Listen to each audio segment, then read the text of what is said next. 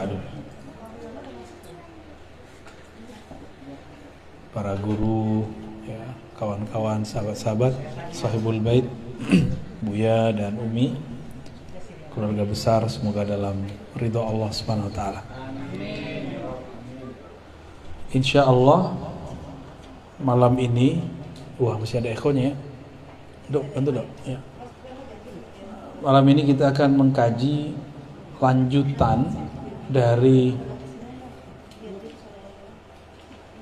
pembahasan awal kemarin mengenai manusia dicipta dari tanah, tapi ruh dihembuskan dari Allah. Dan kita sudah menyebutkan ayatnya sebelumnya, surat Shad ya, ayat 71 72. Dan ini jelas sekali bahwa Allah membedakan antara sisi luar manusia dengan sisi batin manusia ya. Sisi luar manusia kita sebut zahir, disebutkan dalam ayat 71, inni khaliqun basharan min tin, surat Shad ayat 71. Ini untuk merefresh yang sebelumnya, barangkali kemarin ada yang tidak datang ya. Sungguh aku mencipta atau pencipta bashar, manusia dari tanah. Jadi ini penting sekali untuk muqaddimah kita. Allah mengatakan Khaliq ya. Khaliq mencipta. Siapa yang dicipta? Bashar. Wah, nama Pak Kiai ini.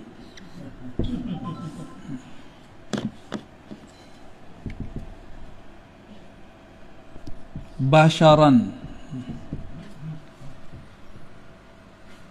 Dari mana dicipta? Tin.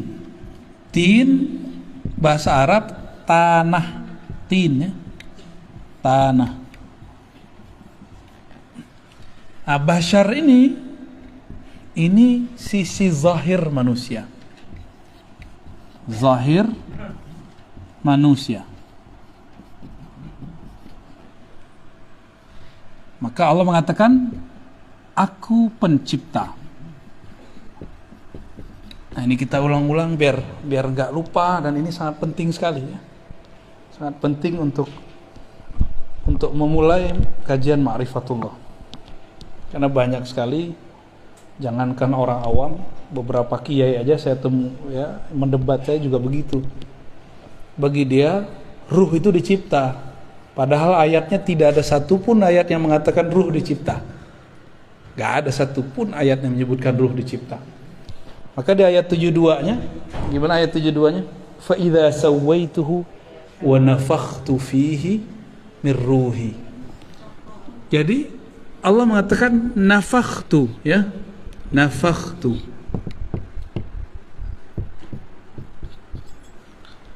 Apa arti nafakhtu? Aku tiup.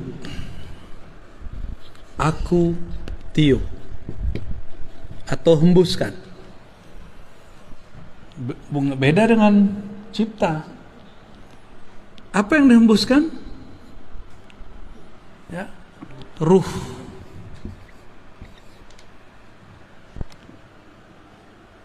Ruh ini dihembus. Inilah sisi lain dari manusia yang kita sebut batin. Batin manusia.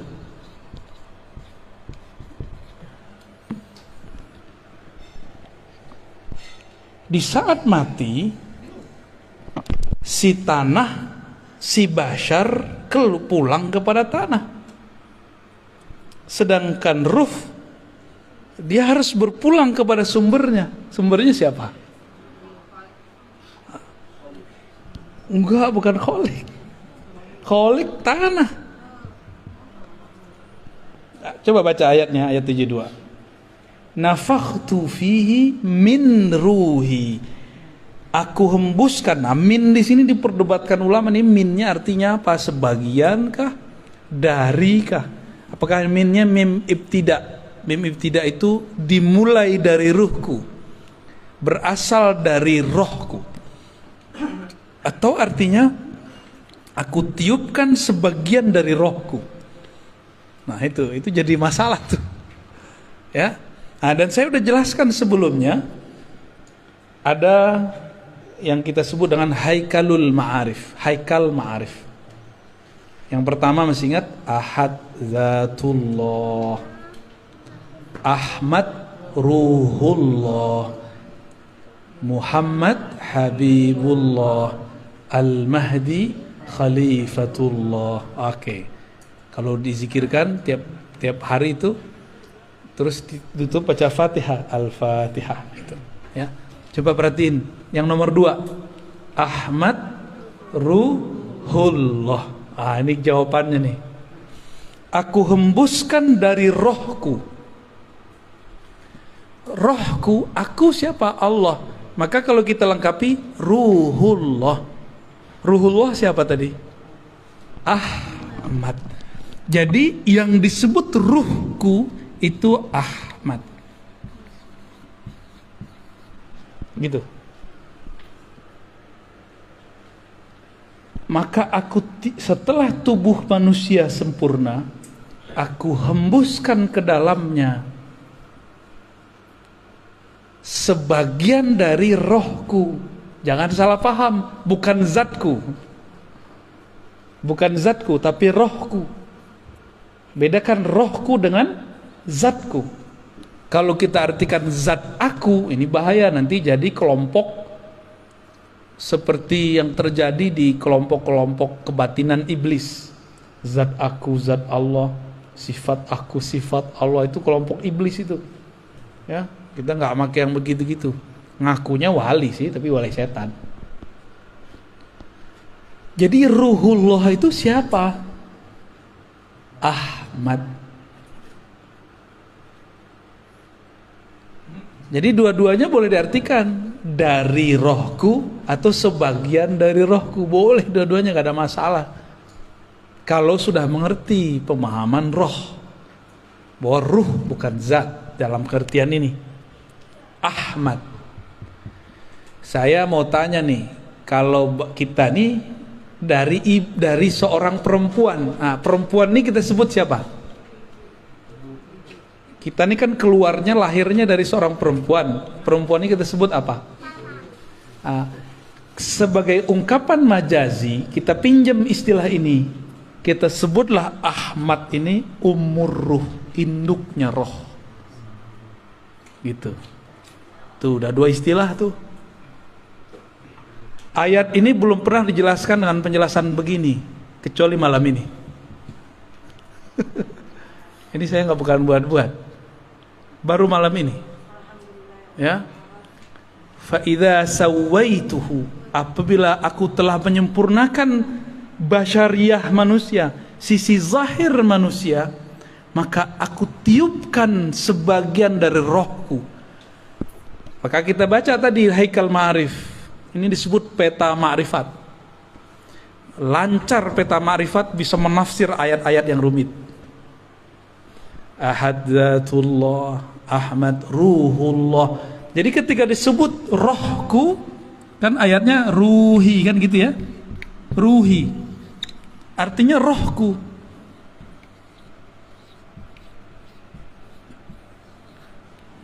Banyak yang salah paham, dikira rohku itu zatku. Mereka takut kalau nanti orang ngomong di dalam diri kita ada zat Allah. Bukan, ini beda. Nabi Isa aja kita sebut Ruhullah, benar gak? Ruhullah Isa itu Ruhullah Juz'i namanya, Ruhullah Sughra, roh kecil. Sedangkan yang kubro Ahmad. Bahkan ini disebut Ar-Ruh Al-Akbar, roh yang agung, yang paling besar. Karena ialah tiupan pertama Allah. Dari Ahmad inilah, ya. Ini saya hapus ya. Udah connect kan ini? Boleh dihapus nih Manjung. Jadi Allah yang Ahad meniupkan pertama kali rohnya. Rohnya ini bernama Ahmad. Dari Ahmad inilah kemudian kita muncul. Roh kita dari situ. Nah, nih. Coba kita lihat dulu. Berarti judulnya bukan Al-Baqarah 30 berarti. Masih As-Sod 7172. Ya, lanjutan.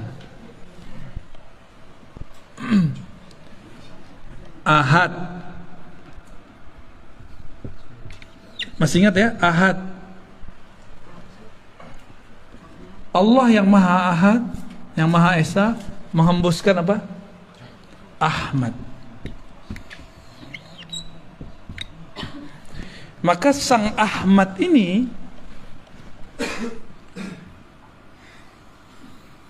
boleh kita buat ilustrasi, ya. Kita buat ilustrasi. Ini boleh kita hapus ya.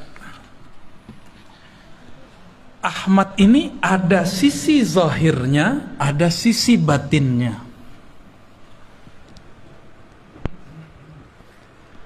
Ahmad itu ruh Allah. Maka kita nyebutnya tadi apa? Ahmad Ruhullah.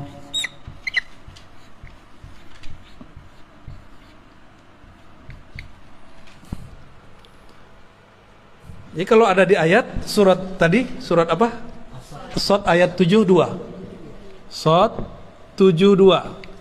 Allah mengatakan ruhi, rohku. Siapa yang disebut rohku? Ahmad. Ada sebelumnya antum dengar tafsir begini. Dan ini bukan tafsir bid'ah. Ini cuma tafsir yang selama ini tersimpan belum dikeluarkan. Beruntung nih rumah Buya nih. Ya, berarti ada wali di rumah ini nih.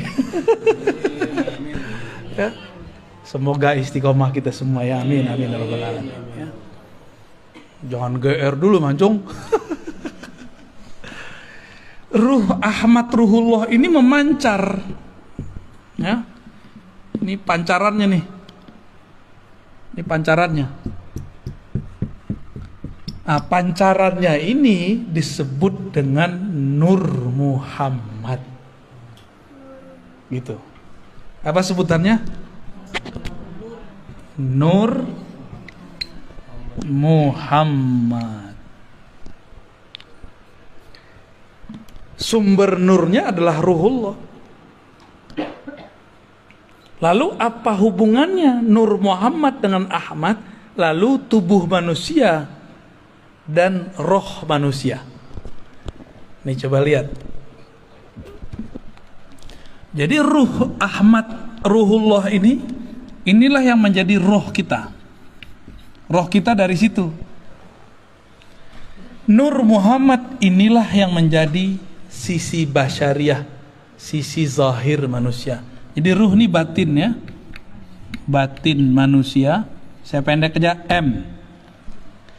Sedangkan ini dari Nur Muhammad tercipta 4 anasir alam. Api, air, api, tanah, udara. 4 anasir. Unsur ya kalau bahasa Indonesia. Salah satunya tanah. Ya, tanah. Air. Api. Kayak avatar ya. Apa lagi? Udara atau angin sama. Nah, ini sisi manusia nih. Jadi manusia di dalam diri kita ada 4 ini. Ada 4 itu. Inilah zahirnya manusia. Inilah Nur Muhammad. Jadi Nur Muhammad itu ada di sini, ada di sini, ada di sini. Ada semua. Cuma masalahnya nurnya sudah terkoneksi belum sama Ruhullahnya, itu masalahnya. Ya, koneksi ini yang harus dibangun ya. Mana hidupnya? Udah hidup ya? Oh, oke. Nah, jadi Ruhullah ini sebagai sumber daripada Nur Muhammad. Nur, karena dari Nur ini terpancarlah, terciptalah. Ini dia. Dengan apa Allah menciptakan yang 4 ini? Pakai kun. Ya. Kun fayakun. Kalau roh Ahmad Ruhullah nggak pakai kun, pakai hembusan. Nah, apa bunyi hembusannya? Itu rahasia. Nanti kalau ada waktu kita buka lagi. Ya. Belum boleh disampaikan sekarang, ya. Nanti jadi fitnah. Ngarang-ngarang apa lagi nih Ar-Razi nih, kata orang, ya. Dongeng mulu. Emang ini dongeng? Emang begini dongeng? Ada nggak orang bisa ngedongeng begini? Saya bayar. Ya. Kalau ini dongeng silakan ulang. Ya, kalau bisa ngedongeng dengan ini. Ini bukan dongeng. Ya, ini kalau dalam ilmu tafsir disebut tafsir isyari. Tafsir isyarat. Jadi tafsir itu ada 3. Tafsir bil ma'thur, riwayat. Di dalam Sahih Bukhari, Sahih Muslim begini. Ada tafsir tadi bil ma'thur, sekarang bil ma'qul, dengan akal. Nggak ada penjelasannya di riwayat-riwayat hadis, maka kita coba gunakan akal kita untuk menyentuh maknanya. Jika masuk akal, maka tafsir disebut ma'qul, tafsir rasional. Kalau akal boleh menafsir, kenapa ruh tidak boleh menafsir? Maka ruh kita juga menafsir. Inilah jadinya tafsir isyari. Nah, tapi itu istilah di kampus. Saya menyebutnya bukan tafsir isyari, tafsir apa yang bagus? Pakai istilah ruh, tafsir ruhi. Ya, biar beda dengan isyari yang lain. Karena isyari ini ada kolbu masuk ke kolbu, ada yang masuknya ke ruh.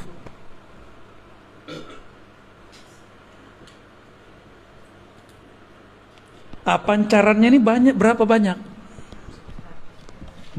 kemarin? 124.000.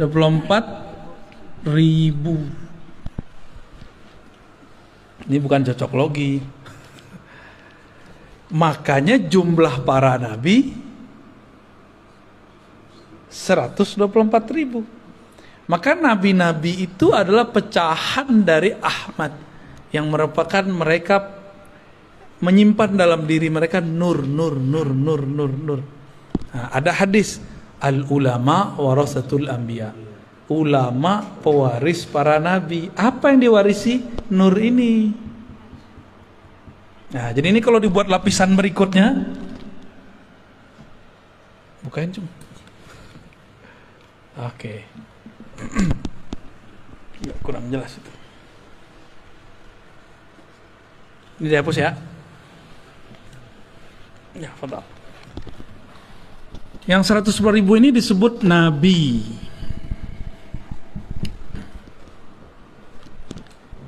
Ini punya pewaris. Ada lagi pewarisnya. Ya. Ini cuma pewarisnya disebut ulama. Nah, ulama yang mana? Apakah semua ulama? Ulama yang mewarisi nur Muhammad di dalam dirinya. Nur itu artinya sesuatu yang terang, yang membuat dia punya pandangan ke depan, sehingga disebut Nur Muhammad. Dia tahu jalan hidupnya kemana, dia tahu jalan pulang, dia tahu jalan kemana. Itu orang kalau punya nur.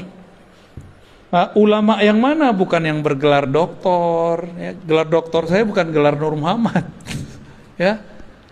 Oh, saya di pesantren, bukan pesantren. Emang Nabi nyantri? Emang sahabat Nabi nyantri belajar nahwu shorof? Enggak. Ulama yang mana?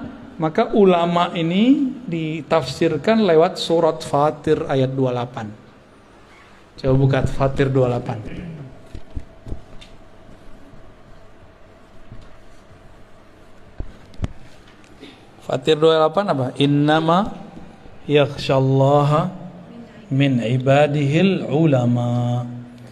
Yang takut kepada Allah, yang segan nama Allah, itu cuma satu kelompok, namanya ulama. Buya ini kan pernah jadi GM ya. Itu kalau ke daerah orang nggak tahu kalau Buya ini GM, dihargai nggak? Segen nggak mereka? Nggak segen. Tapi pas dilihat di kartu namanya GM, wah langsung nyembah mereka, hormat. Wah mau diservis semuanya. Kalau nggak dikira ustadz aja kan, karena ada jenggotnya. Kira-kira seperti itu. Kita kalau nggak kenal orang nggak sungkan sama dia, nggak respect sama dia. Tapi kalau kita sudah kenal dia, kita akan hormat siapa dia. Nah, kenal ini nggak hanya kenal gelar, kenal nasab, kenal makomnya, ya, kenal makrifat yang tersimpan di dalam dirinya. Nah, inilah yang saya sebut umur ruh. Umur ruh itu nggak berdasarkan biologis. Umur ruh itu berdasarkan makrifat yang tersimpan di dalam dirinya. Ya. Tuh 2, 3, ini udah 3 lapisan nih ya. Maka ulama, sahabat yang takut kepada Allah di zaman Rasulullah, jumlah sahabatnya juga sama. Semua sahabat jumlahnya juga 124.000. Jumlah sahabat Nabi. Dari Nur Muhammad ini ada kayak semacam, jadi kalau ilustrasinya Buya, Telkomsel ini kan Telkomsel ya, punya satelit. Nah satelit ini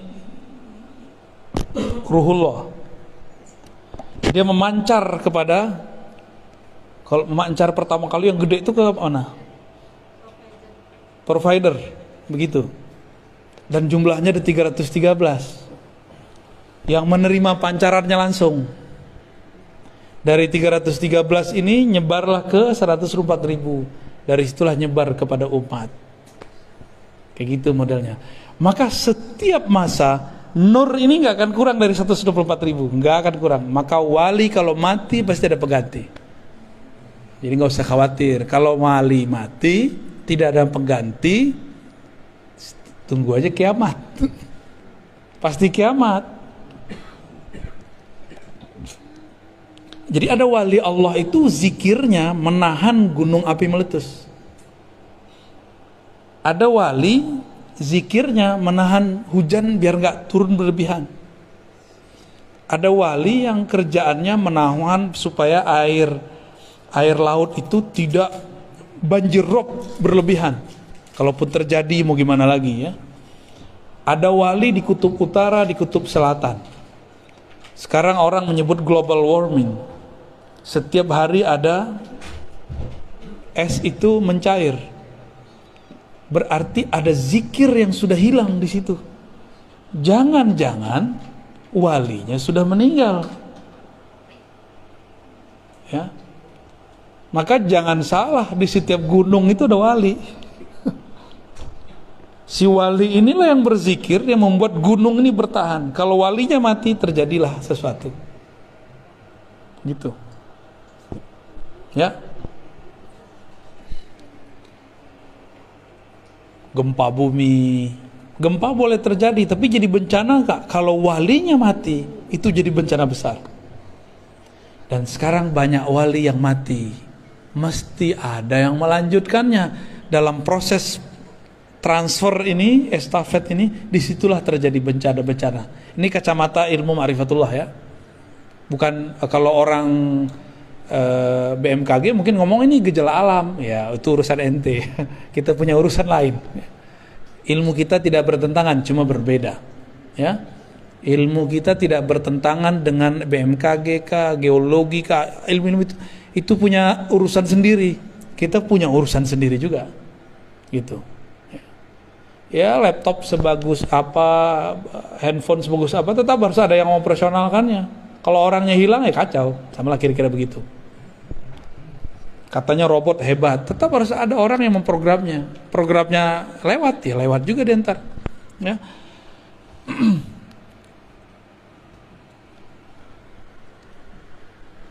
Rata-rata kajian-kajian makrifat sebelum ini berhenti sampai di Nur Muhammad. Dulu ada di Kalimantan, Abah Guru Sekumpul sudah mulai masuk ke bagian-bagian ini Ahmad. Tapi baru masuk di bagian huruf. Ahmad. Ahadiyatullah al-jariyah fil asma' wa sifat. Hayatul alam. Mim malikud darain dal dawamul ubudiyah. Beliau sudah sampai masuk ke sampai rahasia huruf Ahmad. Itu udah bagus sekali.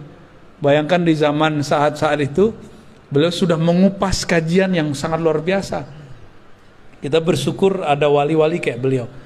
Dan saya juga bersyukur sekali ketika hati rindu mau menyebut-nyebut beliau dan ingin ziarah, tahu-tahu ada jalan, kami baru pulang dari sana. Ya. Dan ketemu orang-orang murid-murid beliau yang Masya Allah orangnya udah kayak keluarga aja ya. Kayak keluarga datang ke sana. Kajian-kajian mengenai ma'rifatullah yang sudah mulai dibuka oleh Abah Guru itu sampai kepada ilmu huruf. Ilmu huruf itu penting sekali. Di dalam kitab Khatmul Aulia dulu sebelum ada sesuatu lah. Saya sering mengkaji kitab itu di ribat kita di sini. Nggak jauh. Bahwa ciri-ciri Khatmul Aulia, penutup para wali, puncak para wali, itu ada 4 ilmunya. Ditulis di kitab itu. Beliau ahli hadis dan juga ghaus di zamannya. Kutubul ghaus, jadi bukan hanya kutub aja. Beliau mengatakan ilmu pertama ilmul bad'i, ilmu tentang awal asal muasal alam. Ilmu tentang asrar alam. Gitu. Maka orang ini kalau ngelihat kita, dia bisa lihat nasab kita ke belakang. Baik nasab jasad, basyariyah, atau nasab ruh, atau nasab nur. Jadi ada 3 nasab. Jasad, bin, binti, binti. Ada nur dulu, nur. Lalu ada ruh. Jadi kita ini bisa bagi ntar nih. Ya, ada satu lagi di luar. Nah ini karena bukan bagian dari ma'rifatullah, saya nggak masukin.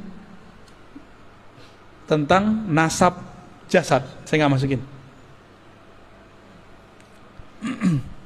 Jadi ketika ada dalam Al-Quran, pada hari kiamat setiap orang dipanggil dengan induknya. Nah dia nginduk ke siapa nih? Induk ke jasad, nginduk ke ulama. Ini torikot nih di sini nih, ya belajar torikot di sini. Atau nginduk kepada nur. Ini Khidriyah di sini, ya. Jadi orang kalau cerita tarekat Khidriyah, ini di sini mainnya dia. Di Nur Muhammad. Karena Nabi Allah Khidir itu pecahannya Nur Muhammad yang paling bertahan sampai sekarang. Ya, jasadnya, ruhnya masih ada. Cuma karena orang banyak orang nggak mengerti adab. Kalau nggak tahu bilang aja sih nggak tahu ya nggak pernah ketemu Nabi Khidir bukan berarti Nabi Khidir nggak ada. Ente nggak tahu Nabi Khidir ada, jangan bilang dia nggak ada gitu. Ini orang-orang ini suul adab bener-bener. Ya, Nabi Khidir nggak usah pakai Nabi Khidir deh. Ashabul Kahfi masih ingat? Ashabul Kahfi tidur berapa tahun? 315 309 tahun. Makan nggak? Minum nggak? Wajahnya jadi tua nggak? Enggak. Saya mau tanya, ada nggak dalil yang menyebutkan Ashabul Kahfi mati?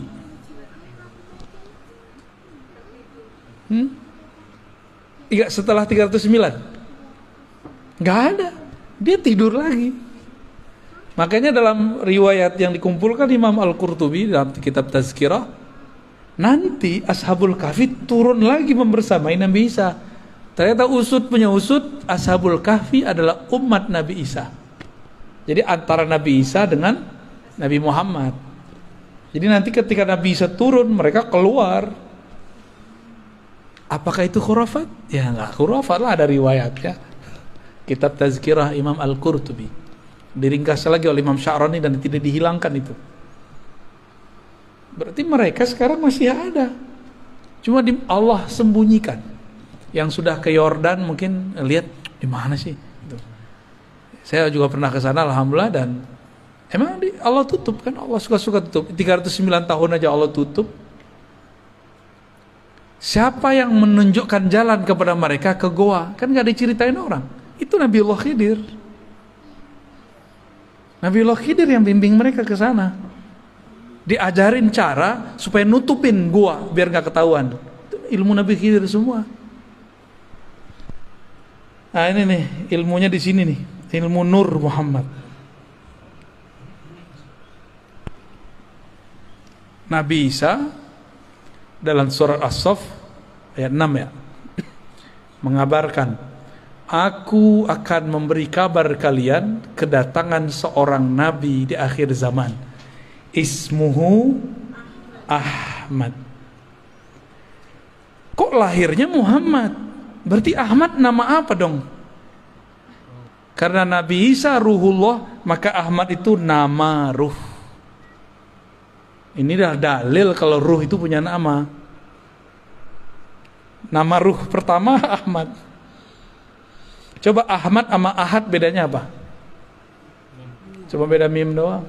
Oh, kalau bagi orang ahli huruf ada rahasianya. Nah, tadi empat pencirian wali khatmul aulia. Tadi ilmul bati masa lalu. 2 ilmul maqadir masa depan. Ya. Ilmul bati, ilmul maqadir, apalagi ya? Mitsaq, ilmu mitsaq. Apa arti mitsaq? Mitsaq ini syahadat alam semesta. Jadi kita ini per alam ada syahadatnya, per zaman ada syahadatnya, beda-beda syahadatnya. Syahadat Nabi Isa beda dengan syahadat kita. Syahadat Nabi Adam beda dengan kita. Tapi ada syahadat yang permanen, itu syahadat azaliyah namanya. Ya. Syahadat pada masa sebelum diciptakan alam, itu namanya azali.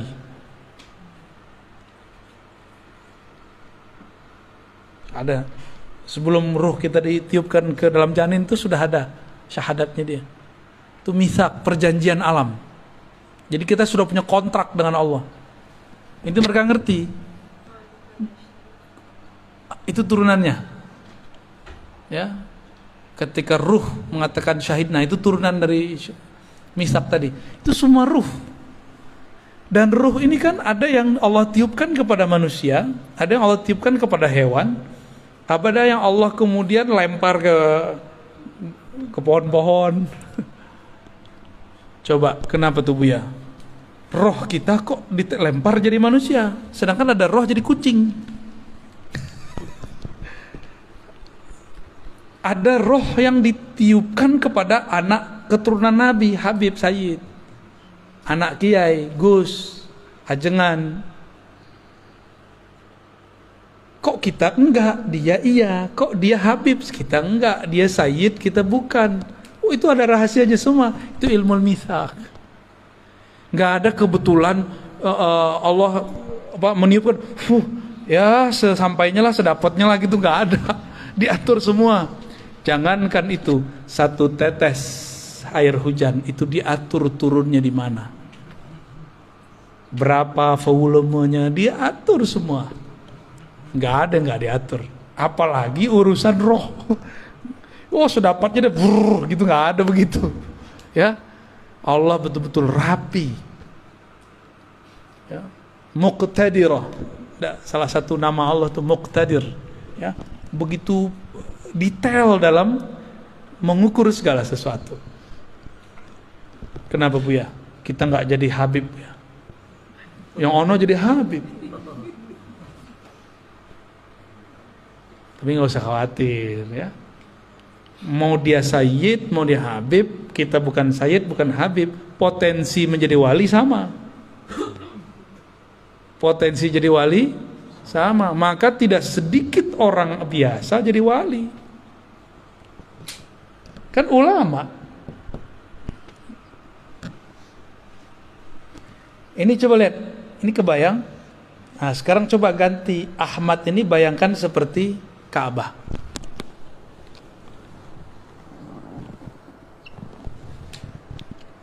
Ini ilustrasi aja. Ya.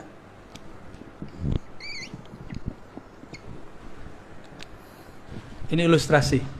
Biar paham masa lalu. Kenapa ada satu amalan unik dalam ajaran Islam namanya tawaf? Tawafnya kok ke Ka'bah? Kenapa tawaf di situ? Kok tawafnya ke batu lagi ya?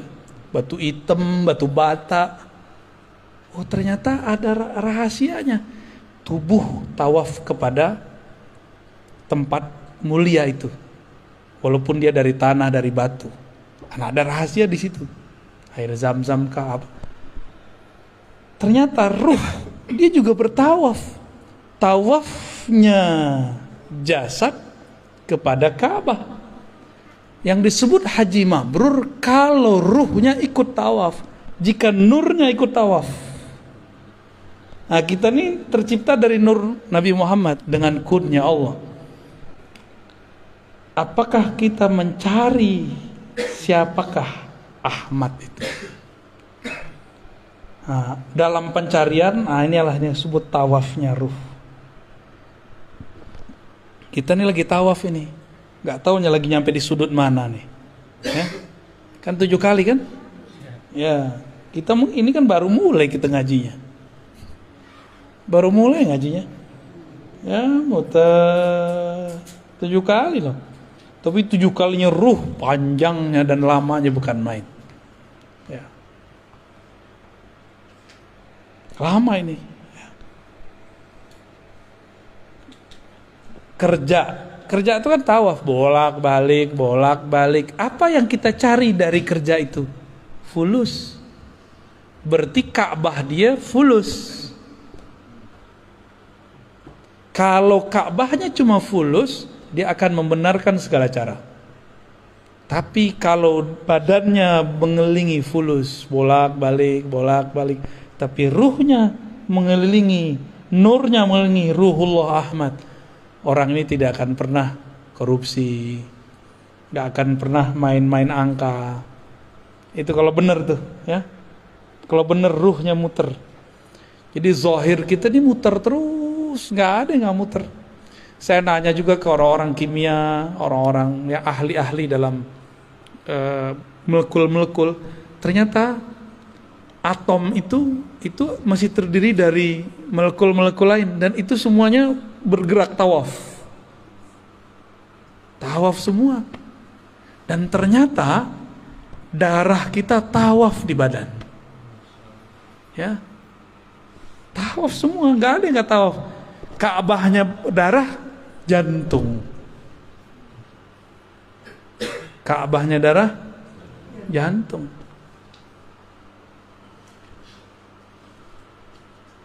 Oke? Kalau sudah punya gambaran begini,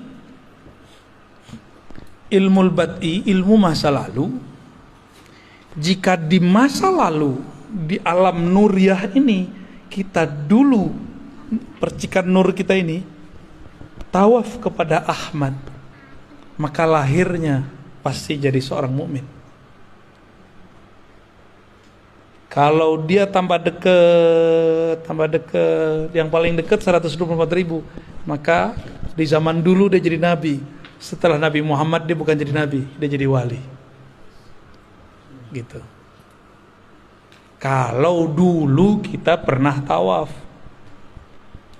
Ada lagi, dia memandang. Jadi nur ini memandang kepada Ahmad. Terus dia mengatakan, wow, indah sekali. Dia lahir jadi Habib. Itulah sejarah kenapa Habib terlahir sebagai Habib. Jadi nggak ada yang cocok logi dan nggak ada yang terjadi begitu saja. Semuanya terjadi karena mengulang aja itu. Udah selesai tawafnya di sana, dia masuk lagi ke alam baru. Kita lagi tawaf ini, lagi tawaf semua ini. Selesai masuk lagi ke alam barzakh, tawaf lagi di sana.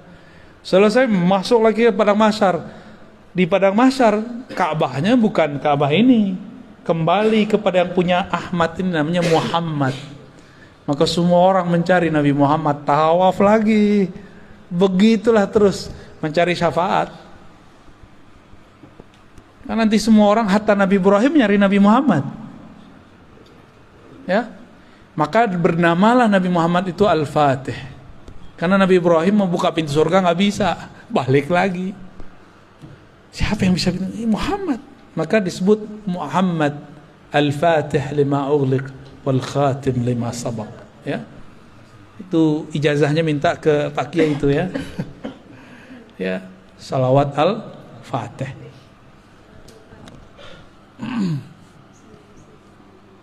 Jam 10 Bu ya. Gimana? Tanya jawab atau lanjut? Lanjut tidur. Ya rehat dulu. Bismillah.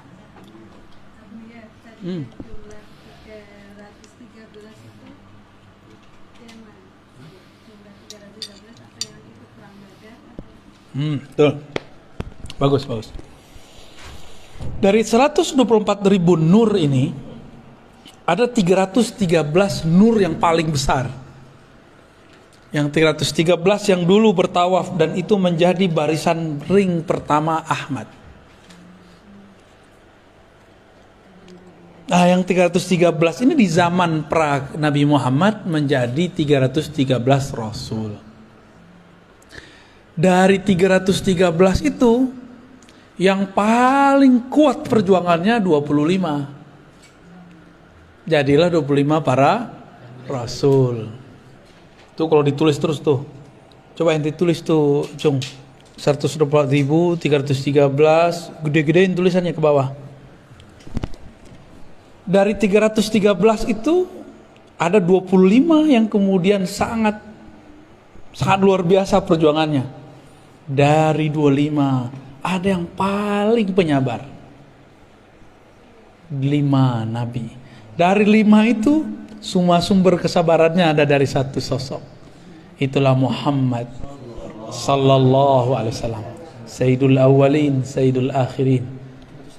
Ya, 300. Inti jangan salah tulis, bukan 212, bukan 414. Ya, 313. Ya. Kalau 212 tuh kawan-kawan kita yang berjuang kemarin tuh ya. Iya, 5. 5 jadi berapa? 1. Nah, ini nih penting nih. Syukuran. Jadi 124.000 itu ring terluar, ring terdekatnya 313. Dari 313 ini paling dekat lagi 25. Dari 25 ini paling dekat lagi 5. Dari 5 itu 1. Berarti kalau 5 kurang 1 berapa? 4. Coba lihat. Nabi Muhammad, Abu Bakar, Umar, Utsman, Ali. 5 kan? 5. Dan itu bukan cocok logi. Emang udah dari sononya. Udah dari sononya begitu. Ya.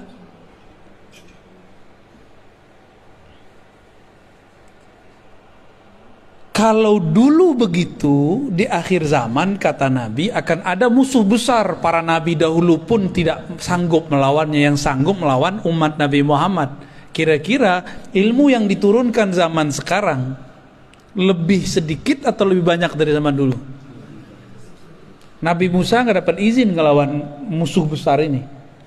Nabi Nuh gak dapat izin. Nabi Sulaiman katanya sempat perang tapi gak sanggup juga. Sesakti Nabi Sulaiman loh. Nabi Khidir juga gak sanggup. Nabi Isa itu yang ngecoh Nabi Isa siapa? Yudas Iskariot kan itu adalah penyamaran Samiri, Dajjal. Semua Nabi kata Nabi Muhammad sallallahu alaihi wasallam anzara qaumah, mengingatkan kaumnya akan ada musuh besar bernama Dajjal. Lah kok sekarang ada kiai bilang Dajjal itu bukan sosok. Dajjal itu suatu sistem, ya. Nabi Muhammad, para nabi sebelumnya bilang itu sosok, ente bilang itu, ya, pinteran dia dari Nabi Muhammad, ya kan? Pinteran dia dari Nabi Musa. Di Quran kan di surat Thaha disebutkan kisahnya tentang Samiri. Dia kan yang disebut Dajjal. Samiri itu nisbat kampungnya, Dajjal itu gelarannya. Yudas Iskariot penyamarannya. Kalau gitu, nanti struktur ini akan berulang kembali. Strukturnya kan berulang kembali. Jadi di sini ada 4 nih ya.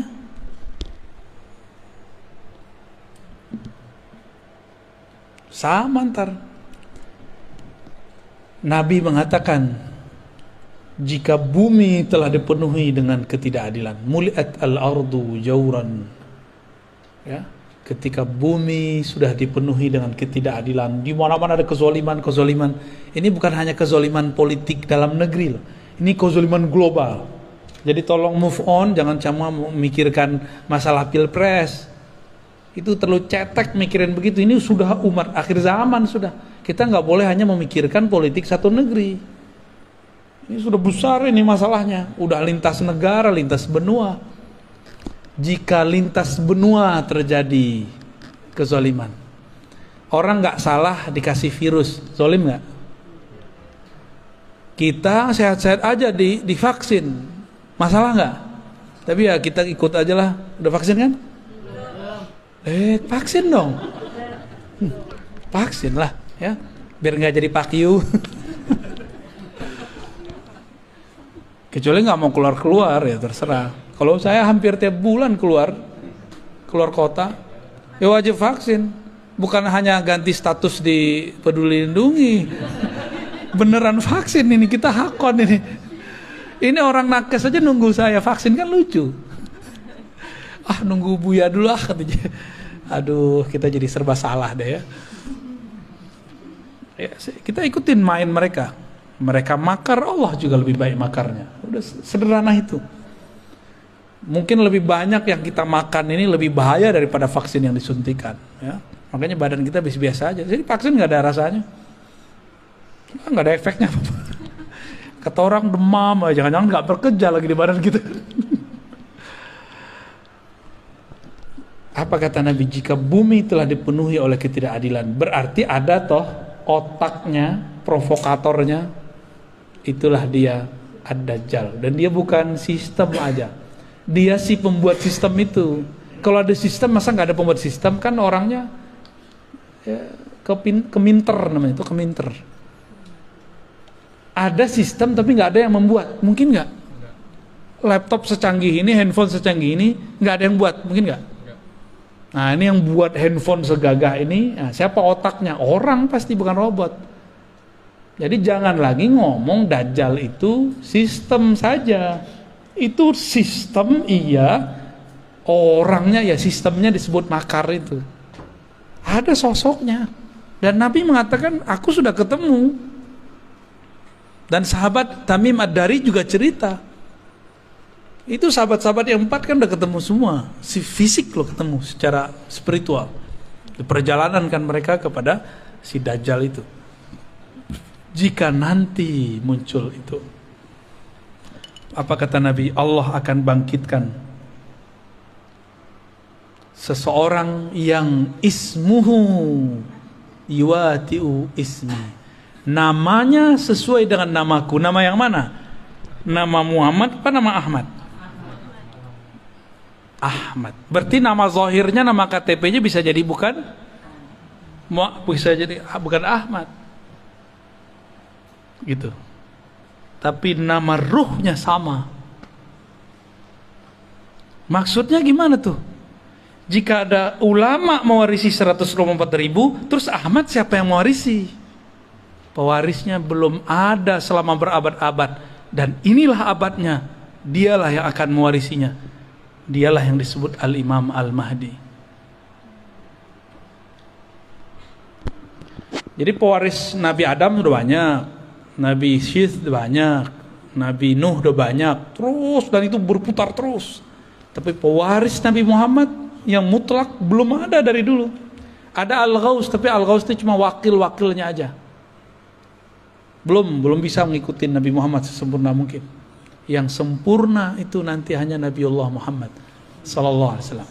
Dajjal itu pinter jadi aktor, ngelakon, pinter makar, pinter konspirasi. Kira-kira Ahmadnya bodoh nggak? Mungkin nggak ngaku-ngaku di YouTube saya Al-Mahdi? Mungkin nggak?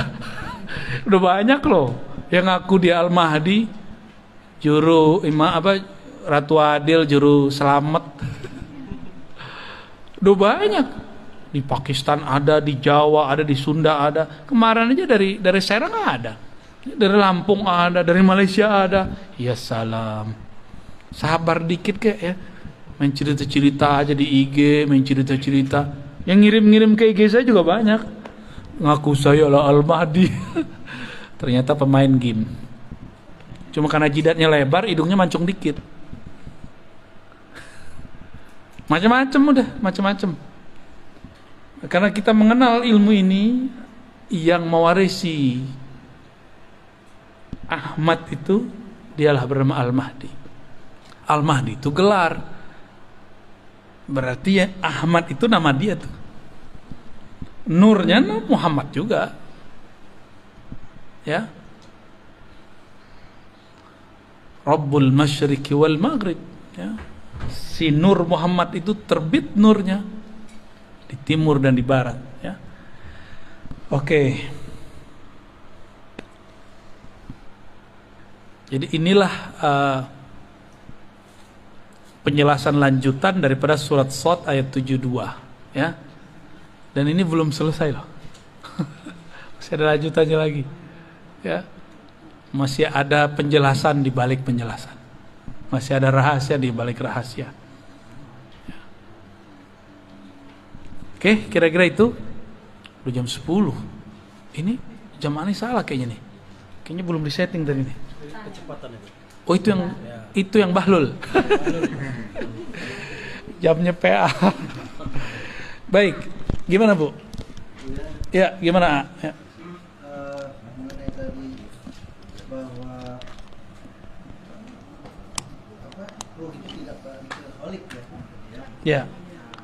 Terkait dengan innalillahi wa inna ilaihi raji'un itu seperti apa hubungannya? Inna lillahi wa inna ilaihi raji'un. Kaitannya apa dengan ruh tidak dicipta, kan gitu. Mati itu pulang kampung. Tubuh dicipta dari tanah, maka dia pulang ke kampungnya tanah. Ruh dihembuskan dari ruhi Ahmad, maka dia harus cari jalan pulang ke. Bisa nggak ruh tubuh tanpa ditanam dia tertanam? Gak bisa, harus ada yang ngurusin, dimandiin, dikuburin. Tuh, paham maksud saya? Ini ilustrasinya. Jika tubuh zahir ini harus ada yang urus, harus ada gurunya, apalagi harus ada yang nunjukin jalannya, harus ada yang gendong. Jadi ruh ini kalau dia berpisah nggak ada yang jemput, dia akan gentayangan kemana-mana. Tapi bukan jadi hantu, bukan. Yang jadi hantu itu jin. Dia akan kemana-mana, dia mencari pertolongan. Siapa? Aku mau kemana ini? Dia bingung. Maka sekarang kita kasih tahu, kalau kita meninggal, kita harus kembali kepada Ruhullah Ahmad. Ini yang harus dicari. Ya, makanya ada satu sholawat boleh diamalkan. Allahumma ya Ahad, wahai ya Allah yang Maha Esa, Maha Tunggal. Sholli ala Ahmad, limpahkanlah rahmat, sampaikanlah ruh kami kepada ruh Ahmad. Itu maknanya. Pulangkanlah ruh kami kepada ruh Ahmad. Pulangkan kami kepada ibu kami, induk kami. Kalau kita masih punya ibu, pengen pulang kampung nggak kalau ibunya di kampung? Ibunya di sini, berarti pulangnya di sini, ya kan? Coba misah sehari aja. Nggak mau kan? Nggak mau tuh, pelukan langsung. Begitulah nanti jika ruh tahu jalan kepada ummur ruh, nanti mereka semua akan bermanja-manja. Makanya kalau bener nih kita sholawat, kita mewek-mewek nyebut nama Ahmad. Nggak ada orang yang nggak bisa nangis kalau nggak sebut Ahmad. Cuma ini kita lagi tahan-tahan aja nih. Kalau bener nih ruh, dia percikan dari hembusan Ahmad, disebut Allahumma ya Ahad, salli ala Ahmad. Enggak, pasti ngalir. Ya Allah, ruhku ini adalah bagian dari hembusan ruhmu Ahmad. Tolong kembalikan ia kepada ruhmu Ahmad. Sampaikan kami kembali pulang kepada ibu ruh kami Ahmad, induk ruh kami Ahmad.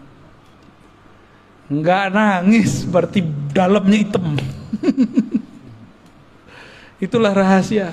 Silakan diamalkan itu, ya. Ya, Allahumma ya Ahad, salli ala Ahmad. Allahumma ya Ahad, salli ala Muhammad. Allahumma ya Ahad, salli ala al-Mahdi khalifatika ya Allah ya Ahad. Allahumma salli ala Al-Fatihah.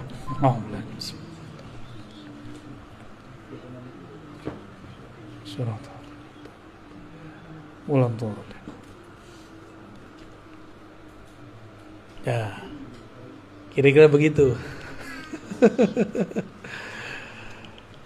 Ada orang kalau dia mau nangis dia ketawa, yang nggak jadi nangis dia. Atau kalau dia mau nangis dia marah-marah dia. Ada juga, ya. Itu cara aja untuk mengalihkan, namanya iltifat.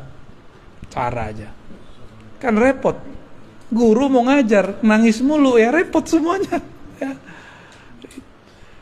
Tapi rasakanlah itu. Nah, baca itu kalau bisa pagi atau malam tahajud 100 kali. Nikmati itu bacaannya. Ya Allah, yang menghembuskan rohku dari Ahmad, pulangkan ruhku kepada ibu ruhku Ahmad. Maka bernamalah Ahmad itu ummur ruh, induknya roh, ibunya roh. Ini istilah aja ya. Karena sumber kita sebut induk. Kita bersumber darinya.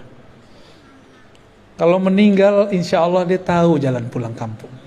Ya, biasanya dia ada namanya. Ya. Seharusnya ada namanya tuh. Maka kalau ada wali yang mengerti nama ini, minta nama kepada dia. Biasanya walinya suka nyamar-nyamar juga. Waduh, berat ujian kita. Karena Dajjal itu suka melakon, memalsukan dirinya menjadi orang baik. Maka yang mengerti nama ini pasti dia memalsukan dirinya seakan seperti orang yang tamak dunia, jahat, kayak nggak sholat, kayak itu orang yang paling durhaka sedunia. Ya, itu namanya malamatiyah. Itu berat ujiannya. Nah, ujian bagi kita kalau emang punya ruh, coba tanya ke dalam ruh. Jangan hanya pakai akal. Kalau akal kita bilang, masa sih? Akal kan gitu ngomongnya. Kalau ruh dia nggak ngomong begitu. Ya, dulu orang Arab bingung, Muhammad ngaji di mana? Kok dia bisa mengerti qul huwallahu ahad, Allahu samad, lam yalid wa lam yulad? Itu mereka bingung itu. Nggak ada yang nyokolahin. Itu lewat ruh itu. Maka mereka ngomong, ini bukan dari ahli kitab. Bukan dari ayahnya udah meninggal duluan. Bukan dari ibunya meninggal ketika kecil. Bukan juga dari kakeknya sibuk ngurusin orang. Terus dari mana? Disitulah kemudian Abu Bakar sadar, oh kalau Muhammad pasti Allah di belakangnya gitu. Ya. Maka bernamalah beliau Siddiq. Ya. Kisah Mi'raj itu salah satu dari kisah yang beliau jadi disebut Siddiq. Gitu. Gitu. Aman. Ntar diamalin ya, salawat ahadiyah ya. Itu sudah biji-biji sholawat, udah pangkal-pangkalnya sholawat. Karena sholawat itu banyak, ada Al-Fatih, ada sholawat Nurizat, ada sholawat Tibil Qulub. Nah, ini masing-masing punya fungsi, punya rahasia-rahasia. Ini sholawat ma'rifat, ya. Dan itu nggak dibuat-buat, emang dikasihnya begitu. Siapa yang ngasih? Ya itu tuh Ahmad Ruhullah yang ngasih. Gitu. Nah, gimana cara koneksinya ya? Kita kan punya ruh. Seharusnya kita bisa juga dong koneksi sama dia. Kenapa kita nggak bisa berinteraksi, terhubung kepada ruh Ahmad? Karena kalau kita punya handphonenya bagus, tapi baterainya soak. Baterainya ada, kartunya nggak ada. Kartunya ada, pulsanya nggak diisi. Pulsanya lengkap, nomor sudah punya, nomor yang dihubungi nggak punya. Nomor yang dihubungi sudah punya, tapi nggak mau nelpon. Paham itu bahasa-bahasa, ya, bahasa-bahasa kias lah, ya. Semoga kita bisa mengerti, ya, kias-kias ini. Ya, maka harus persiapkan casing yang bagus, persiapkan juga kartu energi yang bagus. Kartunya apa? Kalau mau download aplikasi, bisa nggak tanpa nama akun? Maka harus punya nama akun. Apa nama akunnya? Itulah nama ruh. Maka ilmu tentang nama ruh adalah awal dari berkoneksi dengan Ahmad Ruhullah.